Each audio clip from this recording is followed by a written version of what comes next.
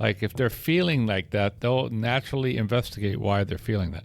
That wasn't the case for me. I had to learn that, and I learned that kind of stuff in AA, right? That was for me. I learned that in AA. So that is how we bring it back. That is how, when I do this stuff, I don't personally think when I start struggling with something, I need to apply my AA steps. I just apply my AA step. I start saying like, why am I feeling this way, right? I start doing some of those things naturally today, because those are the tools that I have. Sometimes I have to think, let me do some work here. Like I actually have to put myself in that AA mode.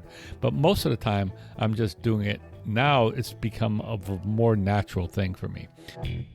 I'm Matt. Hey, I'm Steve. Hey, I'm John. This is the Sober Friends Podcast. We're here for the sober curious, the new guy, and the old timer.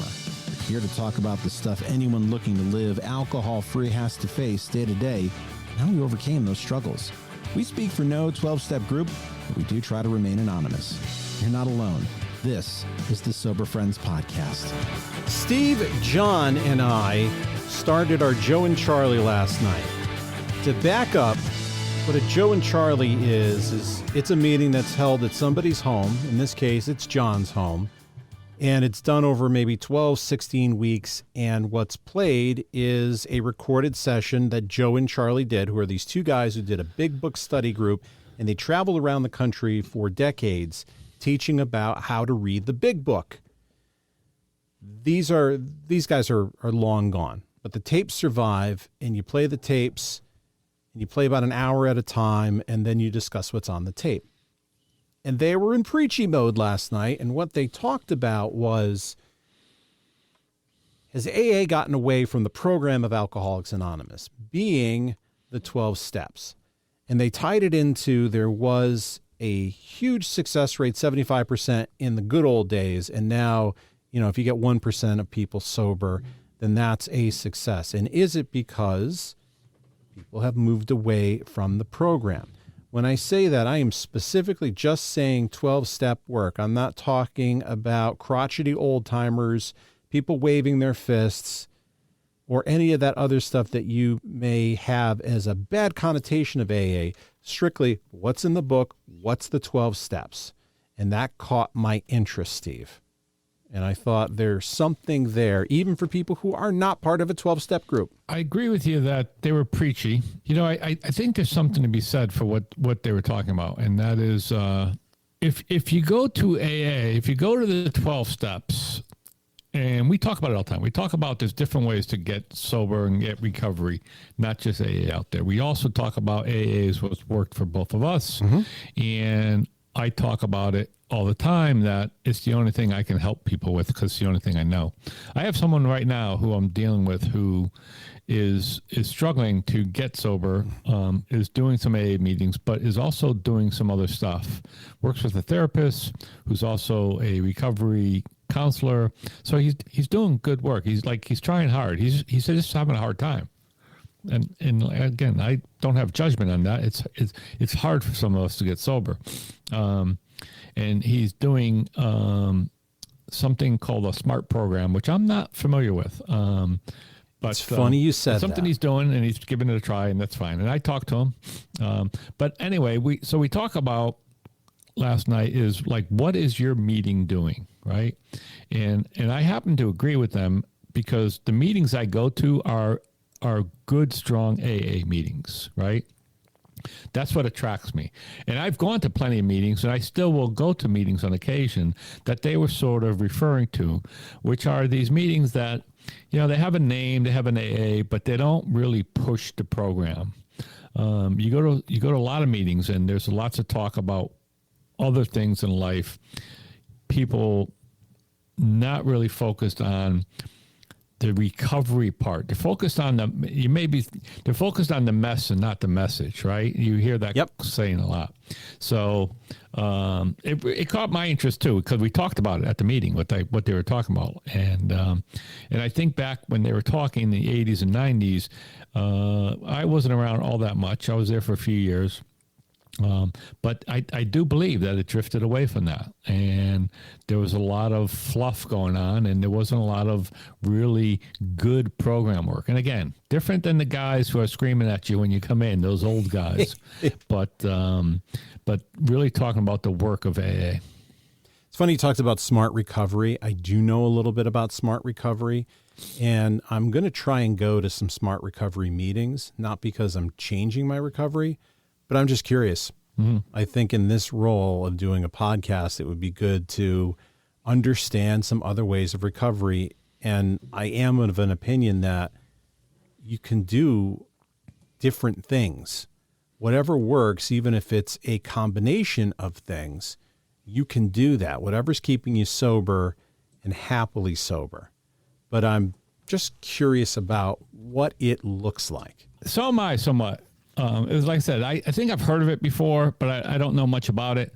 And I thought the same thing. Like I would probably do some work on it just so I could talk to him a little bit about it, of what he's doing, and see if I can help him tie it in. And again, he hasn't given up on AA. He said, I'm going to try to, he goes to a meeting. He goes to a meeting that I go to.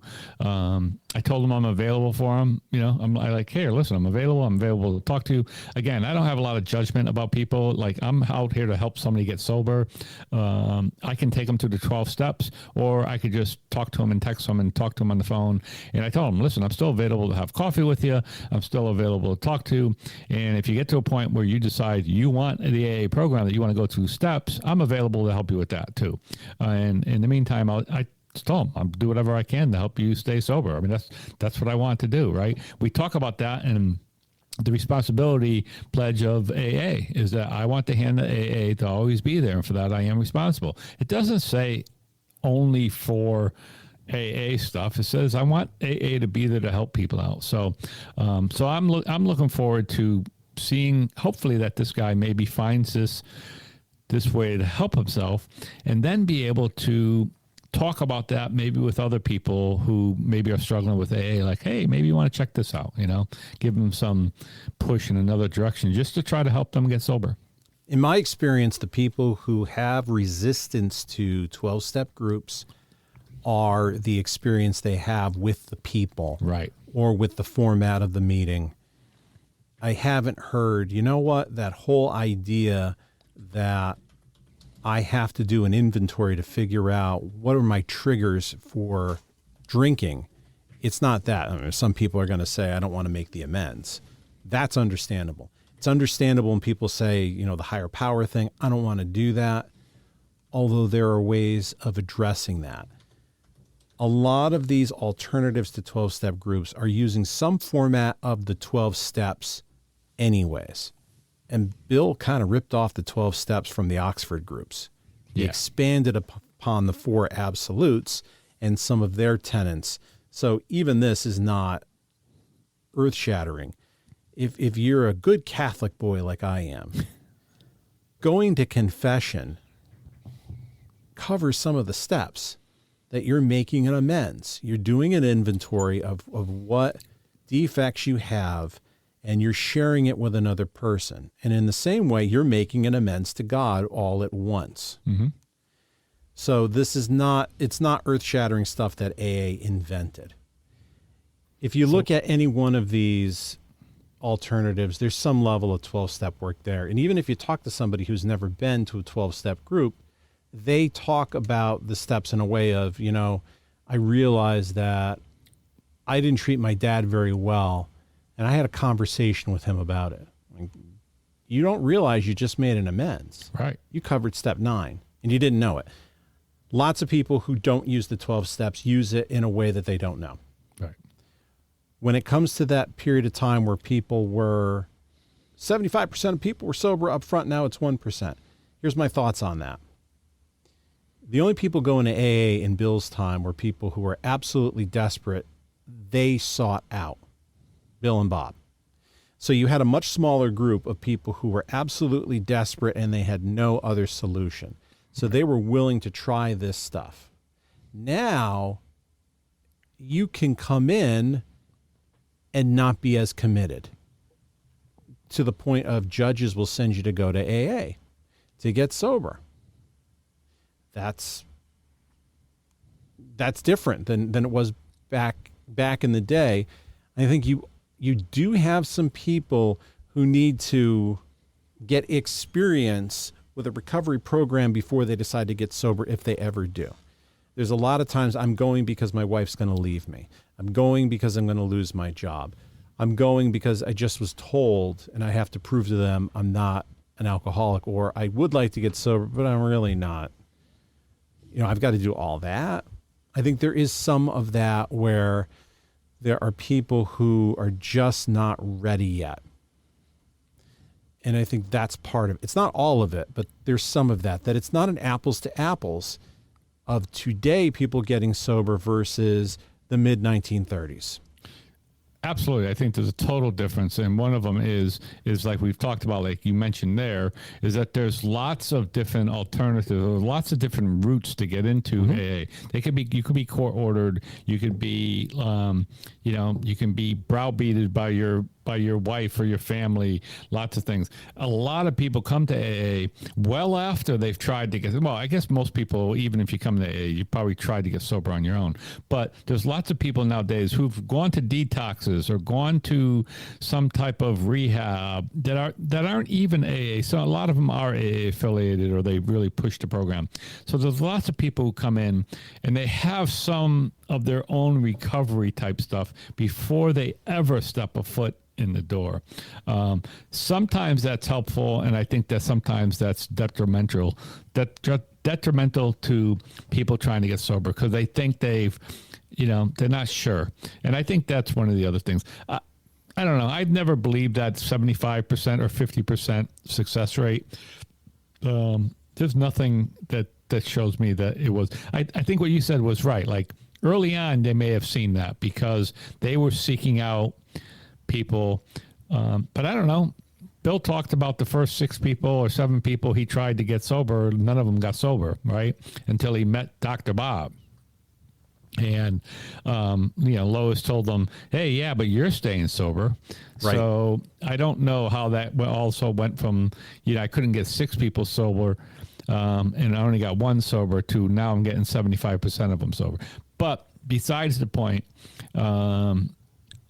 I do think there's a total different environment in recovery.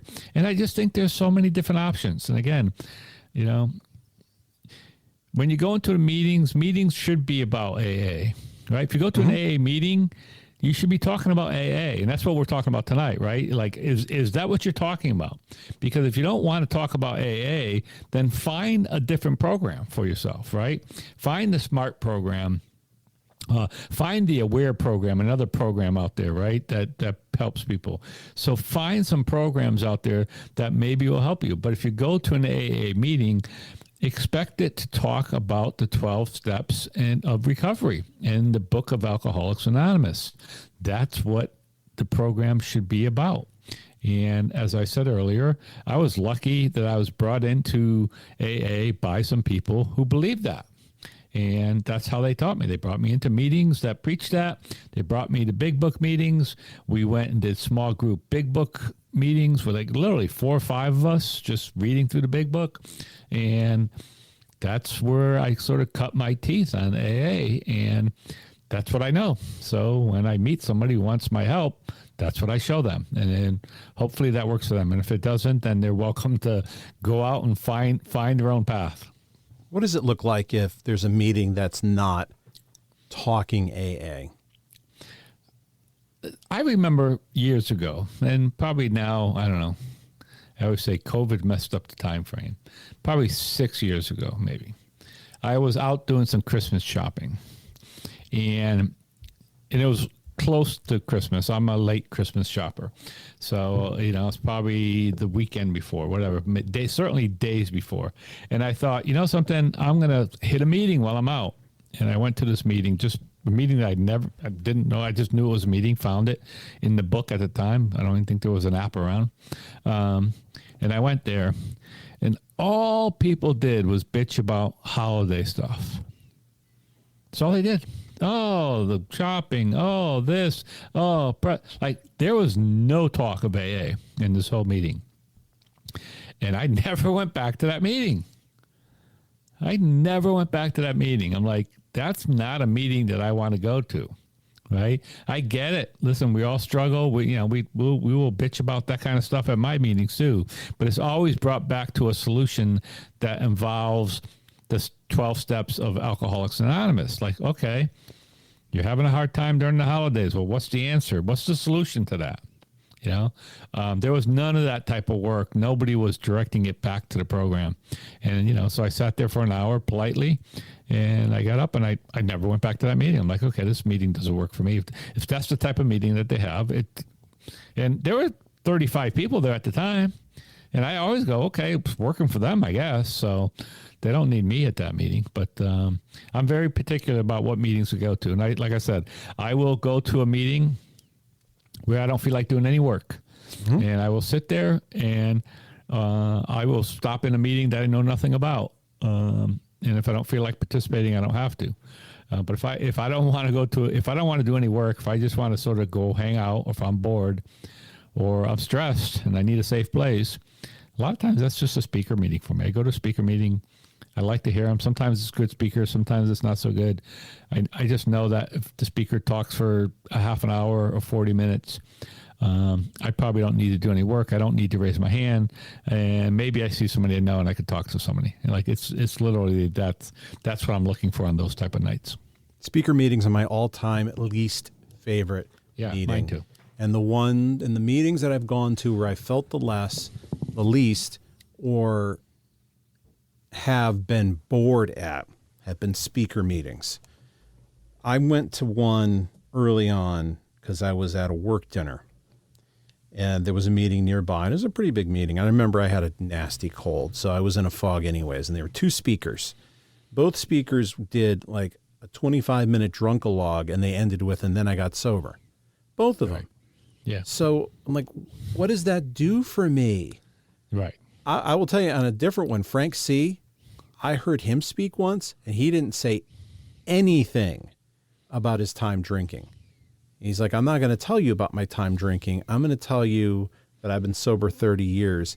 Here are all the things that I did in my sobriety. And he went on for 45 minutes of just the things he's done in his sobriety.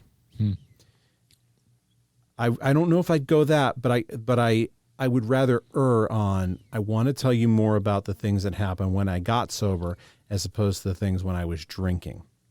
Right. Because if I'm talking sobriety, I've got to tie it into, here are all the ways I got sober. Here's what keeps me sober.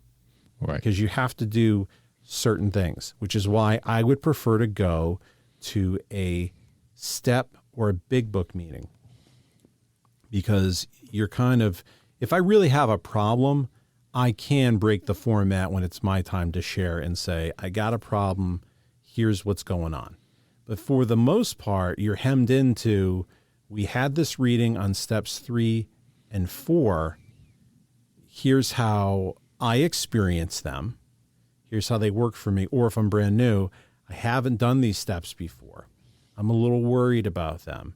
And I've talked to my sponsor about it, which can then get the next guy to share to say, well, here was my experience, and you don't have to worry about this now. And it keeps some focus into the discussion. Or if I'm going to share that I'm having a bad day and I went Christmas shopping and I didn't like being around people, I'm going to add in, I know I'm sober, so now I got to stop, go outside of Macy's, sit on one of those little benches and figure out, why am I annoyed? Why am I having a hard time with this? Right. What is this triggering? I had that tonight. I went to a concert for my daughter. She's in chorus, and I was very tight, and I was very anxious. And I thought it through that I didn't have a good time in middle school. And those feelings of being in middle school came up. I just was not comfortable. And and there's social anxiety. And once I started talking to some people I knew and I got out of that auditorium, I was fine. I had to get out of that, but I had to sit there and think about, I'm not feeling good. I'm feeling anxious. I'm getting cranky. Why? What's going on in my head? I can't identify it, but I got to take a quick inventory. What is it? And if it's just, you know what, I have social anxiety and it puts me on edge, then I have to say it's social anxiety and I got to prepare for that. All right, what gets me socially anxious? What is it about that I'm seeing that's annoying me? That's how you bring it back. That's how you bring it to program. You know, there are people out there, and we've talked about this too, and I've seen these people, and I think you've seen them too, that do that stuff naturally, right? Like if they're feeling like that, they'll naturally investigate why they're feeling that. That wasn't the case for me. I had to learn that, and I learned that kind of stuff in AA, right? That was for me. I learned that in AA. So that is how we bring it back. That is how, you know, when I do this stuff, I don't personally think when I start struggling with something, oh, I need to apply my AA steps. I just apply my AA steps, right? I mean, I start saying like, why am I feeling this way, right? I start doing some of those things naturally today because those are the tools that I have. Sometimes I have to think, oh, let me do some work here. Like I actually have to put myself in that AA mode. But most of the time, I'm just doing it. Now it's become a more natural thing for me. But I had to learn that. And again, for me, I don't know, whatever it is, I'm slow learning, or I didn't have the right teachers, whatever it was. I didn't learn it till I showed up in AA willing to do the work. I showed up in 95. I didn't learn it because I wasn't willing to do the work. But when I came back in 2010, then I became interested, like, oh, I gotta do some different things here. And I was willing to do the work, do the program as it was outlined, get the help, ask for the help that I needed. And then, you know, for me, I found a recovery that was been really, really good. It's allowed me to help other people in recovery. And I just, you know, I just keep trucking along. I mean, I really do. It's become part of who I am. It's not my whole life, but it's a big part of what I do, you know. It's just one of those weeks this week for me that every night, Monday through Friday, I will be touching AA, right? Every week, every night. And it'll be like that pretty much next week. You know, it's just one of those things. And I'm okay with that, right? We're recording this on a different day, and it's just, you know, it's just the way it is for me. I don't know what else to tell people about that. Like I said, if you know, we talk about it all the time that if you go to a meeting and you think, oh, this meeting sucks, this meeting isn't doing anything for me, please don't give up on AA, you know, don't give up on it. Like, go to another meeting. One of the guys who was there with us last night talked about that. He said he's new in the program, and he said he was checking out a bunch of meetings. He was trying to find a meeting that he felt right in. And when he came upon our Monday night meeting, he walked in there and felt like, oh, this is it. This is the meeting for me. I like this meeting. And he's been coming ever since the first day he walked in that door. And I tell people to do that all the time. Find the meeting that you're comfortable in and go to that meeting. It was good to hear that because I feel like I put a lot of effort in that meeting. Yeah, me too. That I go to that meeting and I feel like I'm on stage and I'm going to put my best foot forward to be a good example for people and not to be an ass. Yeah. And to model all of the right behaviors. Yeah. And I think there's a lot of people who do that there. Yeah, that meeting has gotten really nice. Like, we have 3 regular new people. Like, when I say new, months of sobriety, right? Not years, months. When we say people with a year or less, we have at least 3 people raising their hand many nights because, and that's nice, right? That we've attracted. But they had days when they came in. They did, right? Yeah, absolutely. So, and I like that too, because we took that meeting. There was a small group of us, including you, who took that meeting through some very dark times when we wondered if that meeting was really ever going to bounce back, and it has.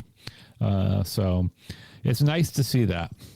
And that's one of the meetings. One of the reasons I think people do like that meeting is, what do? We read the first 164 pages of the books of Alcoholics Anonymous, plus the forwards and prefaces and the doctor's opinions too. And then, we do some stories. So we do what we were talking about last night. We push the program.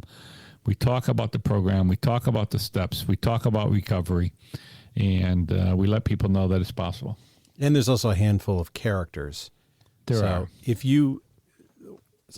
Here's one of the, I don't think we've talked about this too much. We talked about the people who are cranky. One of the things that is really great about a good AA meeting is if you have a good one, there are a handful of people who are characters that you do not meet in real life. Right. If you have experience in 12-step meetings, I don't think I need to explain it. That these are people who are a little strange, they're a little odd, they go to the beat of a different drummer, but they have a good heart. But they're people you meet, like, do you know so-and-so? I know exactly who you're talking about. They're those people that you mention their name and you go 5 towns over and they know who you're talking about and what they do. Right. That is eccentric. The eccentric people are the people who motivate me. That's my entertainment. That's what I like, are the 1 or 2 eccentric people that you meet in there. That's what's fun about a 12-step meeting. It is a lot of fun, and we certainly have our share of those. And it's nice. And here's the thing about that is that these people, if you walked in there and you didn't know them, you would think, oh, this is a strange person. But these people, for the most part, they will bend over backwards to help you get sober, right? They will bend over backwards, and they will do whatever is necessary to help you get sober. And it is a program that makes strange bedfellows, right? I look at some of the people who are hooked up sponsee, and I go, that shouldn't work, right? I look at it, I go, that shouldn't work, but yet it works. So there's a lot to be said for that. And like I said, if you attend meetings, and that may irritate some people, I get it. It's like I said, especially if you walk in and you're not part of the group. I've walked into meetings where it's been uncomfortable for me that I didn't like the way the group acted. But then I do realize, like, they're friends. They're right. They're comfortable there. They act differently. I like to have fun at my meetings, but I do also like, once the meeting starts, yes, I like to be serious, for the most part. I don't like a lot of joke cracking at my meetings while the meeting's happening, while we're trying to get that message across. And again, that's just me. I get it. People might feel a little differently about that, but I'm serious about my recovery. I don't want to set a bad example for somebody who's new. Well, I'm serious about my recovery, and I mean it. I don't take my recovery lightly. I don't overlook my recovery. I shared with you guys last night that, we started our Joe and Charlie.